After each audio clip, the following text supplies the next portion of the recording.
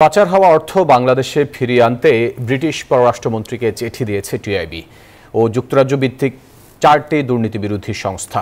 নতুন বাংলাদেশের পুনর্গঠন এবং দেশকে স্বচ্ছ, জবাবদিহিমূলক এবং অন্তর্ভুক্তিমূলক করতে বিভিন্ন দেশে পাচার হওয়া অর্থ পুনরুদ্ধার জরুরি বলে জানায় সংস্থাগুলো।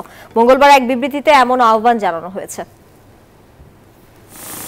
বাংলাদেশি নাগরিকদের অবৈধভাবে পাচার করা সম্পদ দ্রুত জব্দ করতে বিশ্বের বিভিন্ন দেশের প্রতি আহ্বান জানিয়েছে ট্রান্সপারেন্সি ইন্টারন্যাশনাল বাংলাদেশ টিআইবি। একই আহ্বান জানিয়েছে যুক্তরাজ্য ভিত্তিক আরও 4টি দুর্নীতি বিরোধী সংস্থা। এই লক্ষ্যে যুক্তরাজ্য, যুক্তরাষ্ট্র, সুইজারল্যান্ড, ইউরোপীয় ইউনিয়নভুক্ত দেশ, অস্ট্রেলিয়া, সিঙ্গাপুর, মালয়েশিয়া, হংকং এবং সংযুক্ত আরব আমিরাতে পাচার হওয়া অর্থ ফিরিয়ে আনার উদ্যোগ নেওয়ার আহ্বান তাদের। প্রতিষ্ঠানগুলোর দাবি, এটি হবে বাংলাদেশ থেকে পাচার হওয়া অর্থ সম্পদ ফিরিয়ে আনার প্রথম পদক্ষেপ।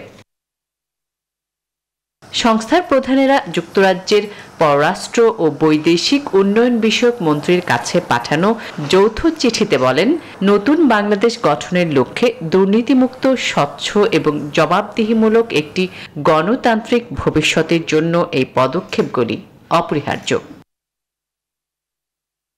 আসমা তুলি, নিউজ 24।